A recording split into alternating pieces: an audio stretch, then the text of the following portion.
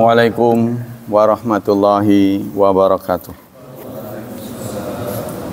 Innal hamdalillah nahmaduhu wa nasta'inuhu wa nastaghfiruh wa na'udzu billahi min syururi anfusina wa min sayyiati a'malina.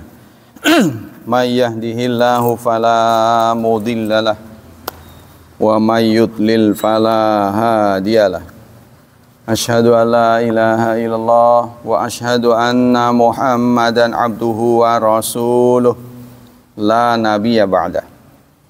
Allahumma salli wa sallim ala nabiyyina Muhammad sallallahu alaihi wasallam wa ala alihi wa sahbihi wa man sara ala nahjihi ila yaumiddin. Amma ba'd. Ayo ikhwah, kita lanjutkan kajian tafsir surat Al-A'raf, surat ke-7 ayat 86. Tapi masih ada sisa keterangan dari tafsir 85, yaitu hadis Bismillahirrahmanirrahim dari Abdullah bin Umar an Abdillah bin Umar radhiyallahu anhuma qala, dia berkata, qala rajulun lin nabi, ada seorang sahabat datang kepada Nabi, dia berkata, inni ukhdiu fil buyut, saya suka nipu kalau berjualan. Tapi dia tobat. Tapi orang sudah kenal, dia suka tipu, suka nipu. Terus gimana memperbaikinya? Rasulullah bersabda, idza ba'ya'ta, jika Anda berdagang, faqul la khilabah, katakanlah la khilabah, artinya tidak ada curang. Ya, jadi dia teriak enggak curang, enggak curang, enggak curang gitu. Yaitu untuk membersihkan namanya. Hadis ini dipandang oleh para ahli, ya, salah satu cara untuk mereka yang biasanya curang terus dia tobat, maka ketika di pasar dia teriak gitu, ya, artinya benar jujur gitu ya, nggak curang gitu. Dalam Islam kan memang diatur, ya, inna ma'adzina fil amwal bil aqli bil haq. Jadi supaya kita mengalihkan hak, ya, mengalihkan harta orang itu dengan cara yang damai, ridha. Kan kita ngambil untung kan? Berarti kan kalau kita modalnya 100, kita jual 120, berarti yang 20 kan peralihan hak. Mengalihkan harta orang kepada harta kita. Nah, itu harus dengan damai, artinya ridho. Kalau tidak ridho, maka itu tidak sah. Wasyaratul khiyar salasan. Dan dalam ajaran Islam ada khiyar. Khiyar itu boleh komplain. Ya, ada khiyar majlis itu kan. Antara lain kalau orang belum meninggalkan tempat. Kalau pembayaran itu biasanya oleh kasir itu sebelum dia balik badan. Dia harus hitung dulu uang yang dia terima itu benar nggak. Kalau dia udah balik badan, dia komplain. Biasanya kasir itu curiga. Jadi dia hitung dulu di depan begini. Oh ya benar ya. Setelah dia balik, apalagi rada lama, wah ini kurang. Itu udah nggak. Ya, akan menimbulkan kecurigaan. Begitu juga kan ada perjanjian, barang-barang yang sudah dibeli tidak bisa ditukar. Itu kalau yang langsung. Kalau yang online harus unboxing. Jadi saat kita membuka paket itu harus direkam. Ya, rekamannya itu nanti bisa dipakai, bisa dijadikan bukti untuk untuk klaimnya itu. Contohnya kurang,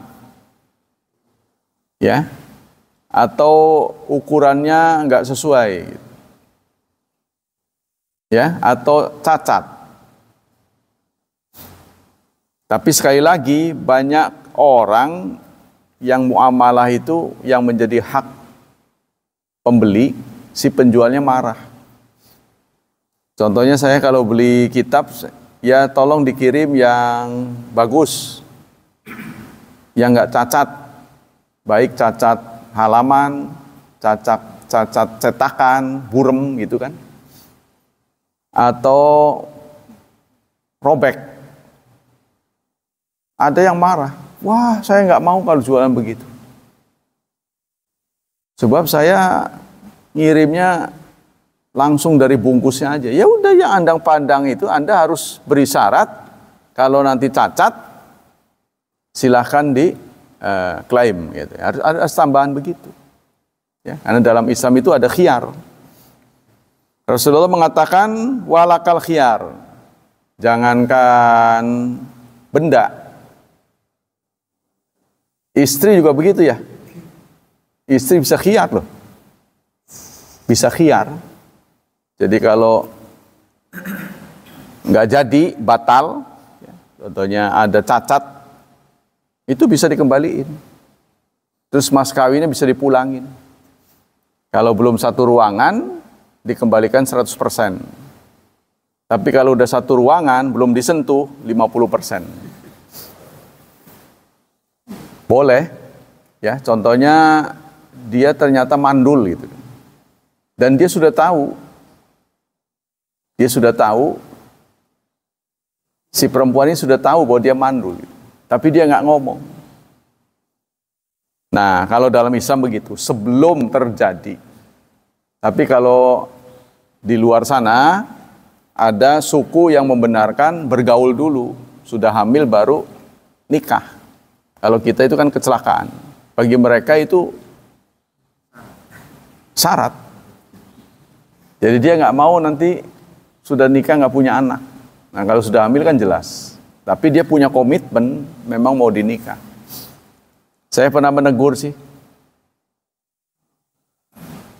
Saya pernah menegur seseorang yang bukan muslim ya.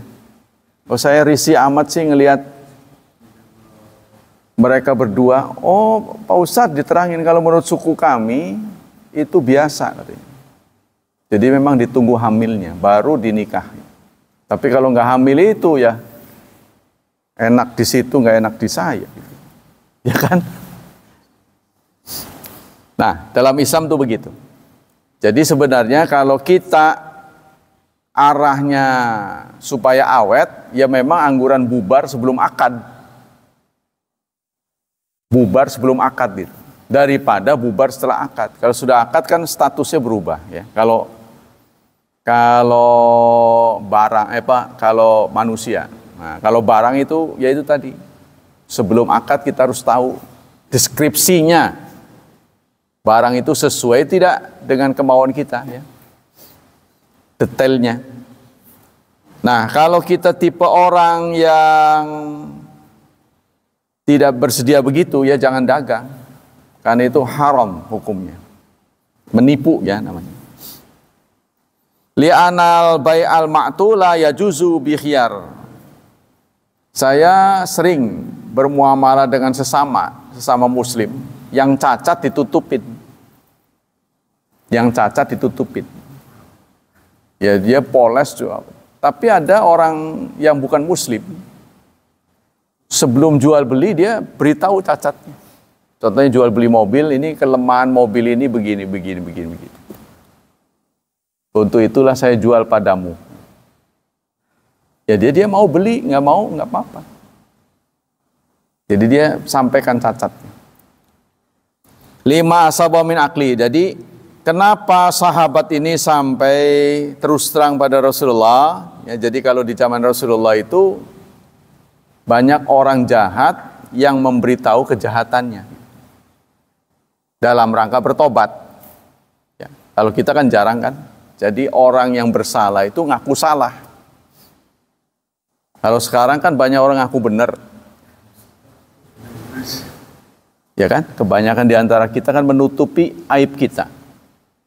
Ini yang maksudnya kan ada juga hadis yang meminta kita menutup aib itu pada orang lain. Tapi kalau pada diri kita, kalau aib itu akan mengganggu orang lain, kita harus sampaikan. Contohnya berdagang. Kekurangannya ini. Ya, contohnya kalau buah-buahan, wah ini belum betul-betul mateng, jadi belum manis. Manis nggak? Kalau lagi puasa kan nggak bisa nyoba. Ini nggak terlalu manis. Itu ya, terus terang. Nah, yang begitu itu jujur namanya. Nah, itu ajur dianggapnya. Kalau di pasar tuh. Ya. Tapi Rasulullah mempraktekkan begitu, justru laris. Jadi kenapa sahabat ini terus terang? Katanya sahabat yang terus terang ini dia korban perang. Sepulang dari perang ada cacat. Luka yang sampai tembus ke otak. Jadi begitu dia pulang perang itu jadi secara psikologis sudah berubah gitu. Ya, karena perang itu kan memang kalau nggak terpaksa sebaiknya jangan.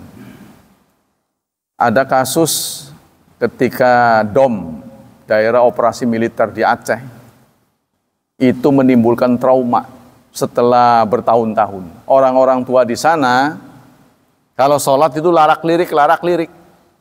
Matanya nggak mau diem. Begitu aja. Walaupun ada di saf.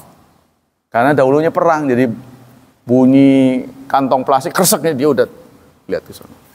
Setelah nggak ada, sudah aman, tetap aja begitu. Nah, nggak beda dengan orang biasa melaut, naik kapal. Udah di darat begitu. Nah, perasaannya di sana. Padahal udah di darat ya. Wah, ini suka. Orang Sumatera ya, kok tahu? Ya, ini suka naik kapal. Ada yang parah. Yang begitu itu parah. Saya pernah dilapori oleh masyarakat itu. Justru gurunya yang begitu. Jadi kalau sholat bisa begitu kayak nari, ya Allah. Mereka nggak bisa menghentikannya. Ya artinya segen lah. Gimana mau negur? Saya yang itu tak jajal. Mufarokoh saya. Jadi saya sebutkan sholat kenapa saya mufarokoh karena Anda begitu. Itu sudah parah saya bilang. Nggak boleh. Jadi gerak kalau terlalu parah kan nggak boleh. Nah, itulah sisa tafsir dari surat 85. Sekarang kita masuk ke 86. A'udzu billahi minasyaitonir rajim. Bismillahirrahmanirrahim. Surat ke-7 Al-A'raf. Wala taqudu bikulli siratin tu'iduna wa tasudduna an sabilillahi man amana bihi wa tabghunaha iwaja wadhkuru idh kuntum qalilan fakaththarakum wanzuru kaifa kana aqibatul mufsidin. Wala taqudu, janganlah kamu duduk. Ya, kenapa nggak boleh? Bikulli siratin, di tiap jalan. Jangan duduk di jalan. Jalan kan buat berjalan, duduk ya nggak boleh lah. Bukan tempatnya, duduk ya di tempat duduk di bangku. Ini duduk di jalan. Setiap jalan. Tapi ada tujuannya kan? Mereka duduk itu, tu'idun, kalian mengancam. Watasuddun, dan kalian menghalangi ansabilillah, dari jalan Allah. Jadi bukan sembarang duduk yang dilarang ini. Duduk yang mengancam, nakut-nakutin, dan menghalangi jalan Allah. Man amana bihi, orang yang beriman kepadanya, wa tabghunaha iwaja, dan kalian menginginkan jalan itu bengkok. menginginkan jalan bengkok. Wadhkuru, dan ingatlah, id kuntum, saat kalian qalilan, sedikit, fakatsarakum, maka Allah membanyakkan kalian. Jadi banyak itu patut disyukuri walaupun kualitasnya kurang. Ya, kualitas kan menunggu waktu. Banyak ini penting. Karena itu Rasulullah pernah bersabda, tanakahu takatsaru, menikahlah. Ya, dan perbanyaklah. Fa inni ubahi bikasratikum yaumal qiyamah, karena aku bangga dengan populasi banyakmu itu di hari kiamat. Rasulullah bangga kalau kita berhasil ngebanyakin orang, menggandakan orang. Jadi konon di satu desa di Jerman itu ada watak orang-orang situ, anaknya banyak. Jadi penduduk kampung, salah satu kampung di Jerman, itu wataknya anaknya banyak. Rata-rata banyak, ada yang 10, ada yang 12. Dan itu mendapat penghargaan dari pemerintah sana. Karena di negara-negara maju itu males punya anak. Karena Anda tahu kalau punya anak itu kita sudah harus menjadwal 5 tahun untuk sibuk kan, ngurus anak. Kalau yang punya duit bayar babysitter. Kalau nggak punya duit payah. Tidur keganggu, wah udah macam-macam. Dan itu butuh waktu sampai dia ngerti, sampai bisa mandi sendiri itu berapa tahun tuh? 5 tahun. Punya anak 5 tahun baru libur kita. Nyaman lagi, punya anak lagi, gitu lagi terus. Apalagi saat dalam waktu bersamaan anaknya 2. Artinya anak pertama belum 5 tahun udah punya anak lagi. Kan jadi sibuk tuh. Ini belum selesai udah. Nah itu, makanya rata-rata perempuan kurus punya anak. Ya, karena kebutuhan hidupnya itu terganggu. Makannya kurang, kan disedotin terus. Malam siang berbeda orang. Ya kan? Tapi saudara, dalam satu kitab itu dijelaskan. Ya, jadi kitab, saya lupa namanya. Kitab yang menyampaikan kegiatan seksual laki-laki perempuan. Jadi ada adabnya. Itu salah satunya minta sering disedot. Sebab itu akan mengurangi risiko kanker payudara. Jadi yang suka kanker itu ternyata kurang disedot. Hah? Iya, katanya begitu ya. Tapi nggak tahu nih penelitian dengan anu. Kita kembali ke sini. Ibnu Jarir, mana nih?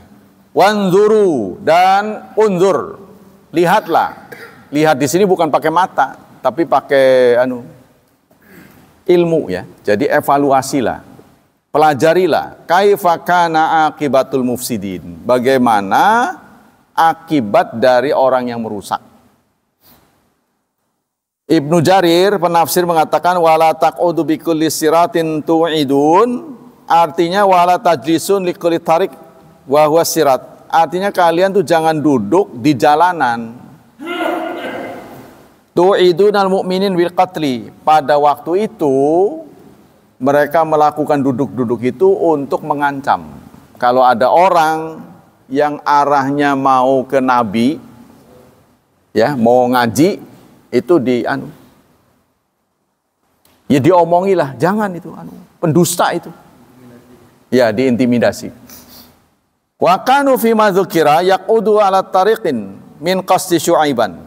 Mereka itu duduk di jalan ya untuk ngadang orang yang mau menjumpai Nabi Syu'aib. Mau kemana? Ke sana. Jangan. Bla bla bla bla gitu. Diteror. Wa aradahu liyu'mina bihi. Dan orang itu ingin beriman kepada Nabi Syu'aib. tapi dihalangi. Nah, ya. Fayatawa'adunahu wa yukhawifunahu. Dia mengancam dan dia menakuti. Nah, ini juga berlaku untuk umum. Kalau sekarang gimana? Ya sekarang mau ngaji kemana? Ustadz itu jangan, pembohong itu. Nah, itu dosanya begitu. Berdosa 2 kali lipat. Selain dia sendiri nggak mendapat kebenaran, ya menutup diri, dia juga menghalangi orang. Jadi double. Kalau dai itu benar, cepat atau lambat pasti akan mendapat petaka. Pasti itu. Cepat atau lambat orang seperti itu akan mendapat kualat.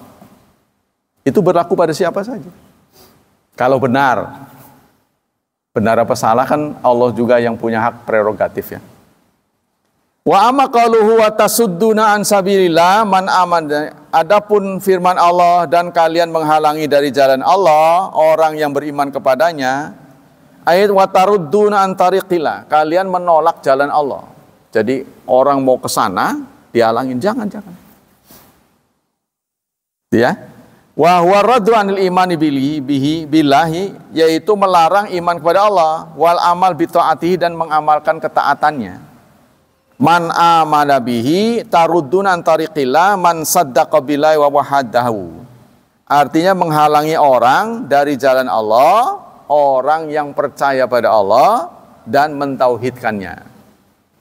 Jadi orang yang pengen benar dihalangi. Wa tabghunaha iwaja, dan kalian menginginkan jalan itu iwajan, bengkok. Kalau di zaman dulu seperti itu. Kalau sekarang ini apa? Sekarang ini ya orang menghalangi jalan. Ya, menghalangi jalan supaya nggak lancar. Dosanya besar itu. Contohnya polisi tidur. Atau sekarang kalau Pak Hilman nggak percaya, kita lagi jalan nih, ada orang di tengah-tengah gitu ngobrol. Kan kita rada takut itu. Apalagi tempat gelap. Ya kan? Ada orang bergerombol di tengah jalan, kita mau jalan. Siapa ini ya? Nah itu sekarang itu begal. Termasuk begal. Karena itu dalam Islam, hukuman untuk begal itu berat. Ya, kalau sampai dia merampok, itu dihukum mati, caranya adalah dengan digantung. Dipotong tangan dan kakinya berseling. Kalau tangan kanan, kaki kiri. Kalau tangan kiri, kaki kanan. Digantung. Tuh. Dalam Islam tuh berat sekali untuk orang yang di jalan tuh. Wadhkuru idh kuntum qalilan fakatsarakum. Yudzakirum Syuaib ni'matallah indahum bi an katsara jama'atahum ba'da an kana qalilan adadihim. Dan ingatlah saat kalian dulu sedikit, sekarang jadi banyak. Ya, dengan jumlahmu yang banyak itu menguntungkan. Otomatis menguntungkan, ya.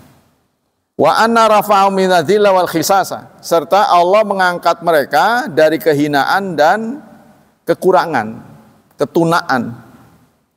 Fashkuru, maka syukurilah. Jadi syukur itu ada kaitannya dengan penambahan. Tadinya sedikit jadi banyak, ada perubahan, itu namanya syukur. Kalau syukur kita itu tidak ada perubahan, nggak ada yang nambah, yang positif dari sisi positif, syukur kita itu belum ada gejalanya. Kan kita setiap Ramadan itu mempunyai 3 misi. 1, meningkatkan ketakwaan. Yang kedua, syukur. Syukurnya meningkat. Syukur kaitannya dengan meningkat. Yang ketiga, yarsyudun, menjadi karakter.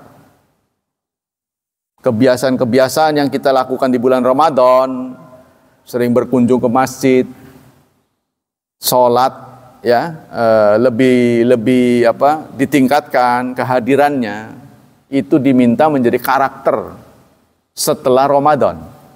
Makanya masuk bulan Syawal. Syawal dianggap peningkatan karena barusan di-press. Barusan di-upgrade, meningkat Syawal tuh. Ya, seharusnya begitu. Wa akhlasu ibadah wattaqu uqubatahu bi ta'at wahdharu nikmatahu bi tarkil maksiat, dan hendaklah mereka menjauhi siksanya dengan meninggalkan maksiat. Wanzuru kaifa kana akibatul mufsidin. Belajarlah. Ya, karena seperti yang saya sampaikan, Islam itu tidak lain adalah aturan, ukuran dan pengalaman. Pengalaman-pengalaman sepanjang masa ini disampaikan pada kita. Yang berhasil kita tiru, yang gagal kita jauhkan. Ya, sehingga kita insya Allah ya akan bertambah nyaman hidup ini. Karena belajar dari ini. Wanzuru ma nazala biman kana qablakum mina hina atau ala rabbihim. Artinya belajarlah apa yang pernah terjadi, pengalaman yang pernah dilakukan, dialami oleh orang sebelum kamu, ya. Saat mereka durhaka. Apa tuh yang terjadi? Pelajarilah. Wa asau rusulahu minal masulat wa niqamat. Serta mereka maksiat kepada Rasulnya dari berbagai contoh-contoh dan siksa-siksa. Pelajarilah. Nah, kita tapi sayang itu nggak belajar ya. Wajadu ala uqba isyanim iyahu. Ya, maka mereka akan menemukan akibatnya. Akhir dari hidup orang yang berbuat begini begitu. Alam yahlik ba'dahum gharqan, bukankah ada di antara mereka yang dihancurkan dengan ditenggelamkan? Nah, itulah Fir'aun. Ya, bitufan, begitu juga dengan topan, dengan banjir bandang. Nah, itu Nabi Nuh. Wa ba'dahum rujuman bil hijarah, dan ada juga yang dihukum oleh Allah dengan disambit dengan batu. Nah, itu yaitu ashabul fil, ya kan? Ashabul fil, ada lagi yang bukan ashabul fil, min sijil, ada juga yang ditimpuk.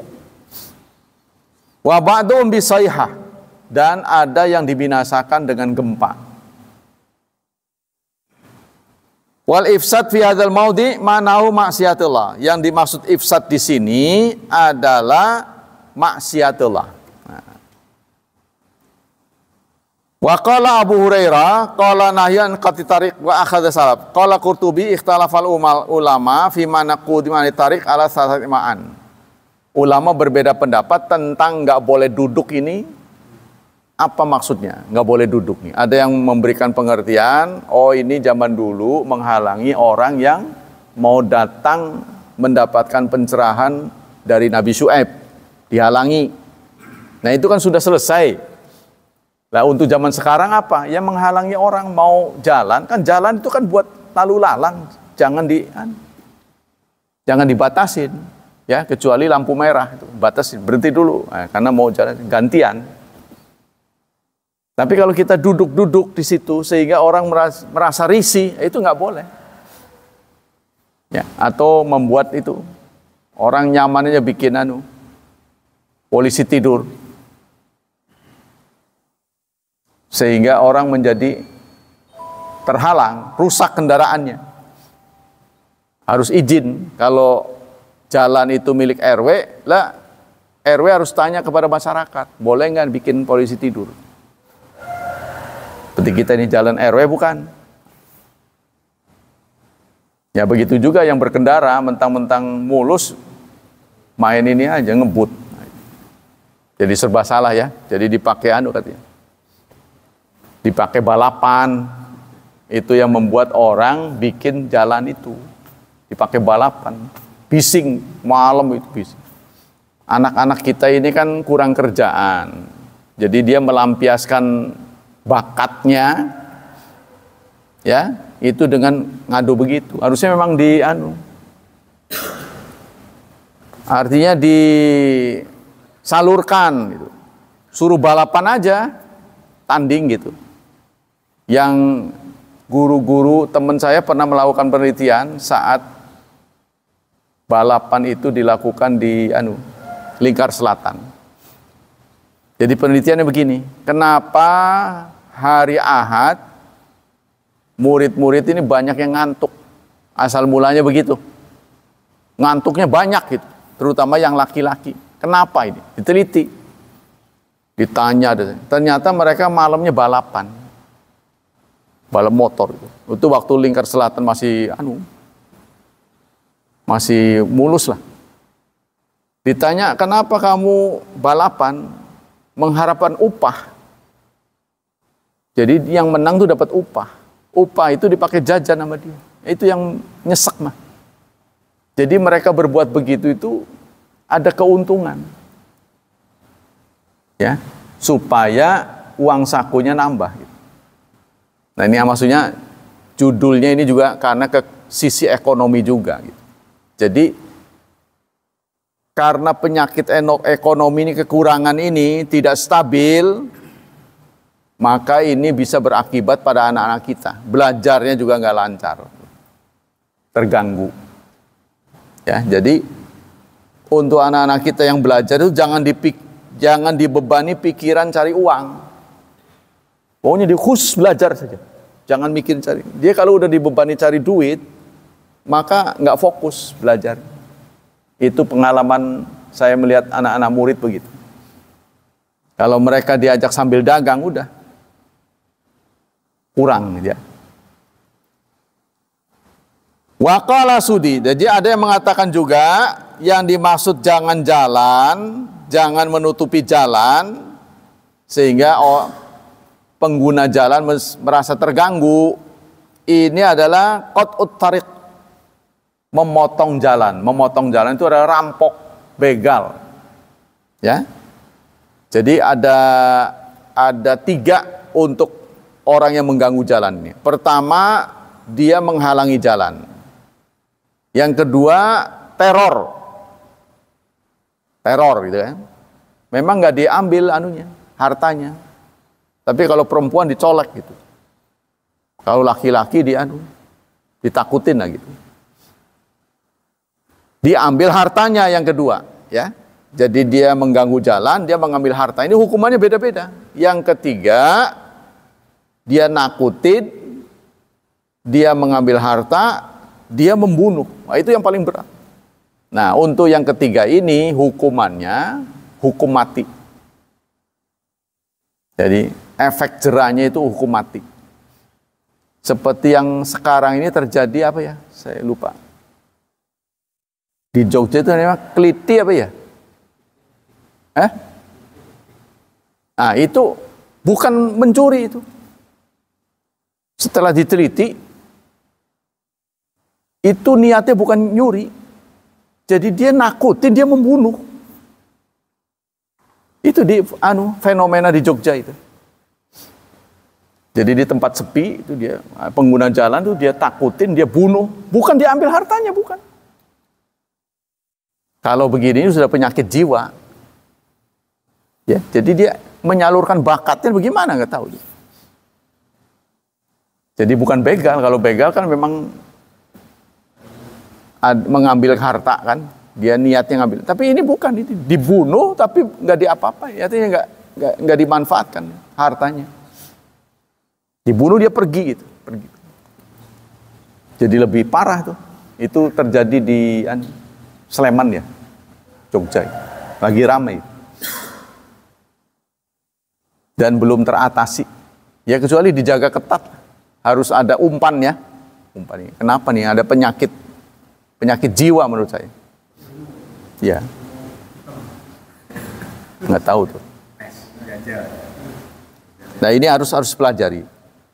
Dan begitu juga kalau maknanya ini sudah tidak ada di zaman lalu, bukan lagi dalam bentuk jalan, berarti ini orang yang memaksa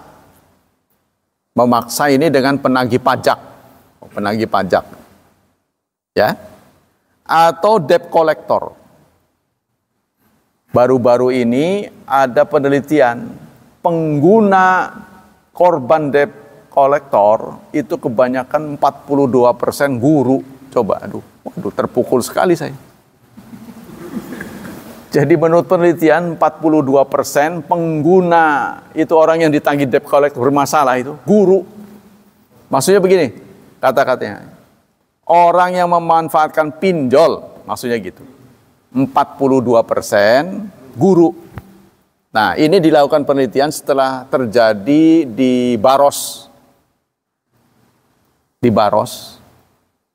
Kan ada tuh seorang ustadz ya dihadang debt collector. Ini berita yang sampai ke kita belum lengkap nih. Apakah si ustadz itu salah orang? Dia salah orang itu, atau memang ustadz itu memang minjem gitu nggak bayar, nggak tahu. Ya, sehingga dikeroyok. Nah, kemudian si ustadz ini karena pimpinan pesantren lah, anak buahnya nggak terima. Dicarilah tuh debt collector. Maka ada teman grup saya yang minta menerbitkan undang-undang peraturan daerah tidak boleh ada debt collector di daerahnya. Saya lupa Pandeglang apa Rangkas. Sampai turun peraturan daerah. Ya, jadi debt collector itu dianggap salah gitu. Nagih orang yang nggak mau bayar, udah kebangetan, beritanya nggak ada, niat baiknya nggak ada, ini gimana ini menangani orang-orang seperti ini? Kalau Rasulullah kan dalam hadisnya mengatakan matlul ghani zulmun, menunda-nunda bayar padahal dia mampu, itu satu bentuk kezaliman. Jadi ada penyakit orang juga, walaupun dia sudah punya, dia nggak mau bayar. Ketemu biasa aja. Jadi orang yang punya duit juga heran gitu.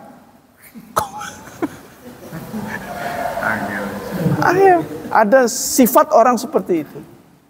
Nah ini sebenarnya gangguan jiwa kalau menurut penelitian, gangguan jiwa. Seharusnya orang yang punya utang itu ya minta kesadarannya lah, ditunda atau gimana, atau diangsur tidak sesuai dengan nego. Kalau negonya sebulan 1 juta, karena lagi nggak mampu, gimana kalau 300? Itu kan ada niat baik. Ini mah nggak ada berita. Jadi kalau kita menjadi orang yang ngutang, tolong sepakatilah, ya, penuhilah janjimu.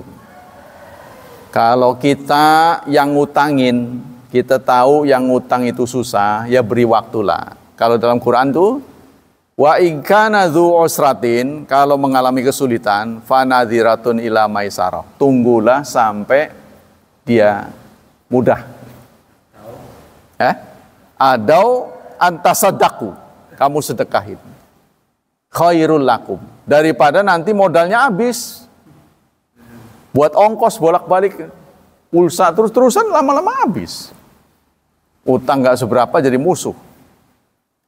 Nah, itulah tafsir dari surat 7 ayat 86. Kita akan membacakan hadis. Quran ini kan berlaku sepanjang masa. Kalau zaman dulu ya, orang yang mau menuju ke ustadz itu dihalangi oleh kelompok tertentu. Kan ada tuh ustadz mau ceramah, ya kan? Langsung dibubarkan. Ada ya tipe orang begitu. Nah, pimpinannya jadi menteri agama. Kerok. Harusnya dilihat dulu, direkam. Anda ini telah melanggar, itu kan dia warga negara juga. Anda sebaiknya jangan ngomong begini. Diperiksa aja gitu, baik-baik. Jadi jangan dihalangi, nggak boleh. Ya, seperti itulah sekarang. Bismillahirrahmanirrahim. Kita masih melanjutkan tentang ini. Apa terakhir ini? Wah, banyak juga. Tarkul wudu mim ba'dil ghusl. Tidak wudu setelah mandi. Mandi junub maksudnya. Jadi mandi junub yang dilakukan oleh Rasulullah setelah cebok, ya, saya bicara ini rada kasar ya, artinya karena ini hukum, setelah cebok, mandi junub tuh, dan menunggu kencing dulu, ya kita kencing dulu, baru cebok, sebab kalau tidak nanti udah mandi, kencing lagi, ya kalau kita junub itu tunggu sampai kita kencing baru cebok, gitu, baru mandi maksudnya. Nah, setelah itu cebok, nah, setelah cebok, wudu. Tapi wudunya jangan disempurnakan. Ada dua pilihan memang. Kakinya jangan dibasuh dulu. Setelah kita wudu kayak mau sholat tuh, ya kakinya jangan dibasuh. Semuanya selesai, tinggal kaki nanti. Terus kita mandi. Jadi wudu yang sisa kaki itu kita langsung mandi. Setelah mandi, mau meninggalkan toilet, baru kakinya. Nah itu nanti kalau mau sholat, kalau nggak batal ya, nggak perlu wudu lagi. Ya, karena itu hadas kecilnya sudah tercover oleh hadas besar. Itu begitu Rasulullah ya, cara wudunya, cara mandi Rasulullah itu begitu, sunnah Rasulullah. Jadi diriwayatkan oleh Aisyah, karena Rasulullah yaktasil wa yasri rakatain wa salatil ghadat wa la arahu yuhdits wudu'an ba'dal ghusl. Kata Aisyah, Rasulullah mandi dan sholat 2 rakaat serta sholat pagi. Jadi sholat 2 rakaat ini diduga sunnah, ya, qobliyah kan. Lalu sholat subuh, aku tidak melihat beliau wudu lagi. Kata Aisyah, saya tidak menyaksikan Rasulullah wudu lagi setelah mandi tadi. Ya, jadi langsung. Babu maja fi jawazi akli ta'am lil muhdits wa nala karata. Bab kebolehan makan untuk orang yang muhdits, untuk orang yang berhadas, junub maksudnya. Orang junub itu boleh makan, tidak ada haramnya. Kan ada yang beranggapan haram kan? Jadi mandi dulu baru makan. Ini nggak ada haramnya. Dari Ibnu Abbas, anna Nabiya kharaja mina khala. Satu saat Ibnu Abbas mengatakan Nabi keluar dari toilet. Fa'utiya bita'am, lalu beliau disuguhi makanan. Fadzakaru lahu wudu. Lalu orang-orang pada ngasih saran pada Rasulullah, kok nggak wudu? Kan? Uridu an usalliya atafada. Aku kan mau salat, kenapa harus wudu? Jadi singkatnya, menurut Ibnu Abbas, suatu saat Rasulullah keluar dari toilet, kan berarti dia kan hadas kan? Lalu beliau makan. Fadzakaru wudu, lalu mereka, lu kok nggak wudu? Lalu Rasulullah menjawab, uridu an usalliya, apakah saya mau sholat? Kok saya perlu wudu? Ngerti kan dia? Keluar dari toilet, beliau makan. Orang-orang teriak, loh kok nggak wudu lagi? Gitu kan. Loh, saya kan bukan mau sholat, kenapa saya harus wudu? Jadi habis junub, ya, itu belum mandi, kan nggak untuk sholat tuh, ya. Makan itu tidak harus wudu. Jadi orang berjunub itu boleh makan, nggak perlu wudu lagi. Begitupun kita kalau junubnya itu bukan karena puasa, setelah sholat subuh itu nggak perlu mandi. Kan kita nggak mau melakukan apa-apa kecuali mau baca Quran. Nanti mandinya wajib mau zuhur, ya kan? Walaupun disunahkan buru-buru. Nah, contohnya kita junubnya bukan karena puasa. Ya, bukan waktu puasa, kita berjunub setelah sholat subuh. Itu nggak diwajibkan mandi. Mandi itu wajib kalau dibutuhkan, yaitu untuk baca Quran, mau sholat. Nah, nanti kalau zuhur baru wajib mandi. Sama dengan begini, kalau kita junub malam hari sebelum subuh nggak wajib mandi. Mandinya wajib kalau mau subuh. Jadi tidur lagi nggak apa-apa. Cuma Rasulullah menyarankan kalau mau tidur wudu. Kalau nggak mau mandi mah wudu. wudu saja. Ya, itu. Ada keringanan dari Rasulullah gitu. Babul wudu li raddis salam. Bab wudu untuk menjawab salam.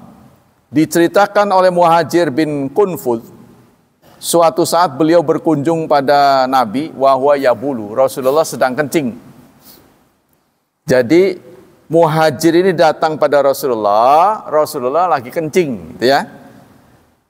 Fasallama alaihi, lalu Muhajir ini salam, Assalamualaikum.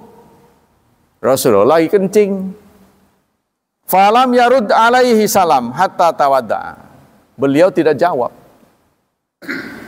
Nah, setelah kencing beliau wudu, baru jawab, Waalaikumsalam. Ya telat sih, udah telat. Kenapa Rasulullah seperti itu? Lalu beliau uzur, minta maaf. Kata Rasulullah, inni karihtu an adzkurallah azza wajal illa ala tuhurn. Saya tidak suka ya ingat Allah kecuali berwudu. Kan menjawab salam itu kan berzikir. Zikir kan? Saya nggak mau menjawab salam kecuali dalam keadaan berwudu. Jadi Rasulullah itu selalu berwudu. Terutama kalau keluar rumah beliau wudu. Jadi kalau kagol nggak ketemu air wudu, ya sudah sholat saja gitu. Nggak wudu lagi sepanjang tidak batal. Ya, karena tubuh Rasulullah, sistem tubuhnya ini, kesehatan tubuhnya sangat final ya, sangat maksimal Rasulullah. Jadi kadang-kadang Rasulullah itu sehari semalam nggak wuduan lagi. Pernah ditanya, ya Rasulullah, Anda kok nggak wudu-wudu dari tadi? Sholat subuh, lalu zuhur nggak wudu, isya nggak wudu, maghrib nggak wudu, isya nggak wudu. Sampean nggak kelihatan wudu dari pagi. Ya saya kan belum batal. Ya berarti ini tubuhnya sangat prima ya kesehatannya. Cuma sunnahnya wudu. Jadi perilaku Rasulullah itu juga memberi contoh orang yang nggak batal, nggak wajib wudu, cuma sunnah. Gitu. Walaupun maghrib ke isya itu pendek, nggak batal, tapi setiap sholat wajib itu sunnah wudu gitu. Walaupun nggak batal. Untuk yang batal mah wajib. Sunnahnya begitu. Babus mashal khufain wal imama awan nasya. Bab mengusap mujah. Mujah itu pakaian kaki ya, kasut yang menutupi mata kaki. Ya, ini sangat populer di tanah Arab karena di sana itu kadang-kadang musim dingin yang menyengat. Kalau orang kena dingin, maka ada berapa anggota tubuh tuh yang kerasa? Menurut saudara, berapa tuh? 3 ya? Kaki, tangan, sama telinga. Makanya itu kan kalau masuk pegunungan, itu di bawahnya tuh ada warung-warung jualan itu. Kupluk. Kalau mau naik, pakai ini.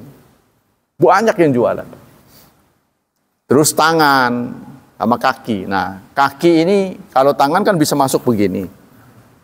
Ya kan? Bagaimana untuk melindungi kaki? Yaitu mujah namanya. Nah, kalau orang sudah pakai mujah dalam keadaan berwudu, kalau musafir dia diberi tempo 3 kali 24 jam, boleh tidak dilepas. Jadi cukup diusap saja nanti saat berwudu. Karena kasut mereka ini ada talinya. Jadi ribet nanti kalau buka itu. Ya, biasanya kan mereka siap perang. Buat perang ini, sepatu perang. Nah, itu kalau dibuka-buka kan repot. Makanya mereka tetap mengenakannya. Dari Mughirah bin Syu'bah, kuntu ma'an Nabi dzata lailah fi safar. Suatu saat saya bersama Nabi dalam keadaan safar. Ama akama, lalu suatu saat Rasulullah bertanya, kamu punya air nggak? Bawa air nggak? Aku menjawab na'am. Fanazala an rahilatihi, lalu beliau turun dari kendaraannya. Famasya hatta tawara anni fi sawadil lail. Lalu beliau ngumpet di kegelapan malam. Beliau pergi, apa dugaannya? Yaitu mau cebok ya. Summa jaa, kemudian beliau datang lagi, fa afraqtu alaihi idawah. Lalu aku tumpahkan. Maksudnya dituruhin gitu ya. Beliau mau wudu itu. Fa ghasala wajhahu wa yadayhi wa alai jubbah min sufin. Lalu beliau membasuh wajah dan kedua tangannya, tapi beliau pakai jubah. Pakai jubahnya jubah ketat. Dari wol katanya. Karena musim dingin ya. Falam yastati ay yakhruja dira'aihi minha. Beliau kesulitan mengeluarkan tangannya. Ini kan kadang-kadang begitu susah tuh. Hatta ukhrijaha. Lalu aku coba bantu mengeluarkan tangannya tuh. Pakai ini baju dingin tuh, kan? Sekarang apa tuh namanya baju dingin tuh? Sudah semakin pinter manusia bikin itu. Jadi Anda kalau mau piknik di suatu tempat, cuaca di sana suhunya itu berapa? Itu bisa dipesan. Ada yang 0, di bawah 0, atau yang 10, 20, 30, beda-beda harganya. Semakin dingin semakin mahal. Jadi kayaknya di bawah 0 kalau dipakai kita keringetan kayak itu. Jadi ada pakaian gitu. Ya, pakaian buat khusus traveling ke tempat dingin, itu ada spesialnya. Ya, dinginnya berapa Anda mau? Semakin dingin semakin mahal. Ya, udah anulah, manusia itu banyak belajar. Nah, Rasulullah ini kesulitan mengeluarkan tangan, lalu aku mencoba mengeluarkannya. Tsumma masa bi ra'sihi, tsumma ahwaitu li anza khufaihi. Kemudian aku pun merunduk untuk melepaskan kasutnya. Ini apa? Sendalnya, ya. Kasut itu maksudnya bukan sendal saja ya. Tapi beliau mengatakan da'huma, biarkan. Rasulullah melarang. Fa inni adkhaltuma tahiratain, karena aku pakainya itu dalam keadaan suci. Nah, jadi syaratnya itu harus suci dulu dipakai. Nanti kalau batal nggak perlu dibuka lagi. Tapi itu berlaku 3 kali 24 jam. Famasaha alaihima, lalu beliau mengusap keduanya, kasutnya itu. Ya, jadi kalau kita ada dalam suasana dingin, ya terutama di Eropa atau di atas gunung ya, yang jarang dikunjungi orang itu kemarin makan korban, Gunung Ijen yang ada di Banyuwangi. Di dunia ini hanya ada 2. Gunung semacam Gunung Ijen itu hanya ada 2 di dunia. Satu di Swiss, yang kedua di Banyuwangi. Yaitu kawahnya berwarna biru. Kayak LPG gitu. Kawahnya. Kalau malam bagus kan. Saya pernah melintas belum sempat ke sana karena bawa anak-anak. Nah, kemarin ini ada korban, orang turis Cina kecebur ke situ. Jadi bersuah foto. Oh, lagi malah ininya kayu yang dipijaknya rapuh, masuk dia ke situ. Ya korban. Itu jadi hati-hati di tempat-tempat tinggi itu, jangan mundur, masuk ke sana. Nah, kita lanjutkan. Jadi boleh mengusapnya, ya. Kemudian dari Amr bin Umayyah, begitu juga kalau pakai sorban nggak mau dilepas. Ya nanti kalau bisa diusap gitu. Nggak perlu dibuka. Tapi kalau untuk kita kan gampang ini mah. Terutama yang udeng-udeng itu loh. Yang teliti banget itu kalau udar. Kan ada yang berlapis tuh. Bisa begini nih kayak candi. Itu kalau dibubarin bikin laginya lama gitu. Ya, jadi kalau dia sudah pakai itu, terutama kan menutup ini dingin kan, nah itu bisa diusap aja. Nggak perlu terlalu semuanya. Gitu. Kalau ini kan kepala harus semuanya.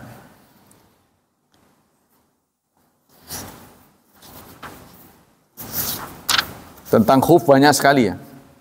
Kemudian tentang tauqid fil masyi ala khufain, tentang pembatasan waktu. An Syuraih bin Hani qala ataitu Aisyata as'alaha anil mashi al khufain. Dari Syuraih bin Hani, aku datang kepada Aisyah untuk bertanya ya tentang pembatasan waktu mengusap. Mengusap ini adalah ajaran Islam yang khas Ahlus Sunnah wal Jamaah. Orang Syiah nggak mengakuinya. Salah satu ajaran Islam yang orang Syiah tidak mengakui itu adalah mengusap mujah. Mereka nggak ada. Ya. Jadi aku spesial datang kepada Aisyah untuk bertanya waktu mujah itu sampai kapan? Bolehnya, kebolehannya. Fas'alhu alaika bibni Abi Thalib fas'alhu. Kata Aisyah, Anda datang saja kepada Ali bin Abi Thalib, suaminya ya maksudnya. Tanyakan dia, fa innau kana yusafir ma'a Rasulillah, karena beliau pernah safar bersama Rasulullah. Jadi Aisyah nggak banyak tahu kalau safar boleh berapa, mukim berapa. Tanya langsung aja kepada Ali itu. Fasa'alnahu, lalu kami bertanya pada Ali, faqala ja'ala Rasulullah salasa ayam wa layaliyahunna lil musafir. Ada waktu ya. Rasulullah menjadikan 3 malam, 3 hari dan malam untuk musafir. Wa yauman wa lailatan lil mukim. Untuk yang mukim sehari semalam. Tapi untuk musafir 3 kali 24 jam. Ajaran ini untuk kita nggak terlalu berguna. Ya, tapi kalau Anda sering berkunjung ke tempat dingin, sangat berguna. Karena kita kalau lepas-lepas kan repot ini. Ya, terutama ke Eropa. Nah, ini pengetahuan tentang ini. Anda harus ingat bahwa Islam ini agama dunia, bukan untuk agama panggung rawi saja. Ya, dunia. Jadi peraturannya itu ada yang aneh buat kita, tapi tidak aneh untuk tempat lain. Gitu. Demikianlah hadirin, hafizani wa hafizakumullah. Ada pertanyaan sebelum ditutup?